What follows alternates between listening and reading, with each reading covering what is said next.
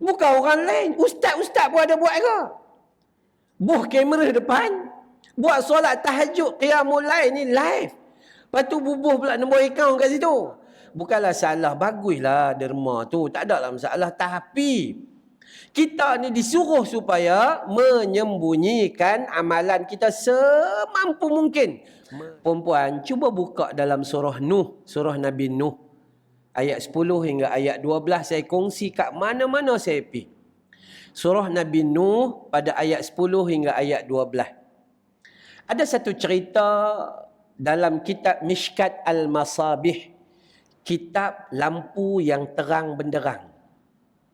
Ada orang pergi tanya kepada Hasan Al-Basri. Ya Hasan Al-Basri, aku ni miskin. Keturunan aku beberapa generasi miskin. Macam mana nak jadi kaya? Macam tu. Hasan Al-Basri kata, istighfar. Kalau kita kata, meniaga siakap. Sebab siakap mahal lah. Contoh. Kan? Tapi Hasan Al-Basri kata, istighfar. Soalan kedua tanya, ya Hasan Al-Basri, aku menikah lama dah. Anak seorang pun tak dapat. Macam mana nak dapat anak? Hasan Al-Basri kata, istighfar. Kalau kita kata, nikah seorang lagi. Kita duk ingat kita menikah banyak, dapat anak banyak. Ada. Kan? Ada seorang lagi tanya, ya Hasan Al-Basri, aku ni, kampung kami ni kemarau kering kontang. Macam mana nak minta Allah Ta'ala turunkan hujan? Hasan Al-Basri kata, istighfar. Kalau kita kata, buatlah pembenihan awan. Kita lah kata, elok-elok jadi pembenihan awan, Allah tolak angin tu, pergi tolak turun kat Jakarta pada muka kita. Ada orang tanya yang keempat, ni sahih ni. Ya, orang tanya, ya Hasan Al-Basri, aku ada kebun, pokok buah ni macam-macam dia naik semua. Tapi buah-buah ni tak jadi. Semua jadi pokok jantan. Jadi bunga tapi tak ada buah. Macam mana nak bagi kebun kami subur? Hasan Al-Basri kata, istighfar. Kita kata, pergi jumpa dengan pertanian, minta baja. Buah baja. Bukan makan buah, makan baja. Ya. Lah, kita cangkui tanah masa mula-mula tu kan. Ya, gembur tanah orang panggil. Masa tu dah bubuh dah baja tanah supaya tanah subur. Esok buh benih pula, siram baja benih. Naik pula batang, siram baja batang. Naik pula ranting, siram baja ranting, baja daun, baja bunga, baja buah. Makan apa lah ni?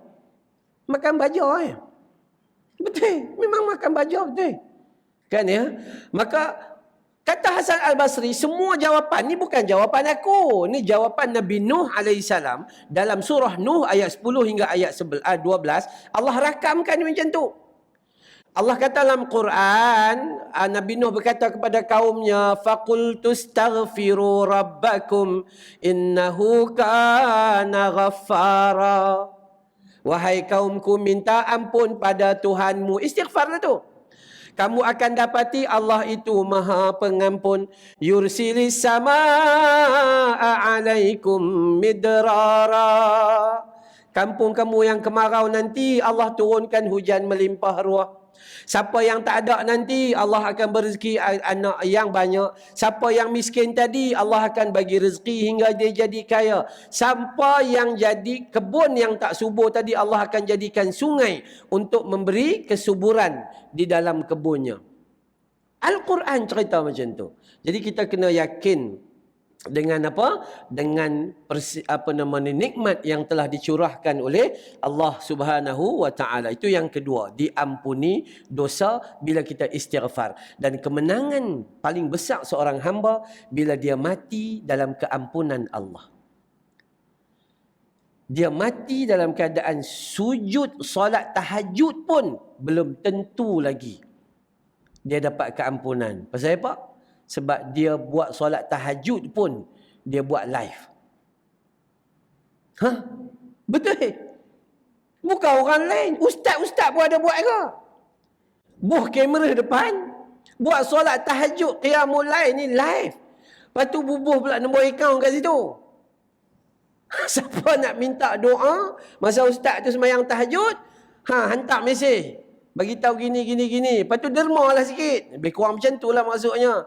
Bukanlah salah, baguslah derma tu. Tak ada lah masalah. Tapi kita ni disuruh supaya menyembunyikan amalan kita semampu mungkin. Melainkan dia tu pemerintah. Dia tu YB kawasan.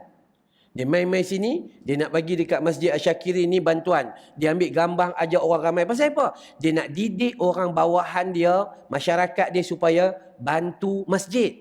Dia mula dulu buka tabung tu. Macam tu boleh, tak ada masalah.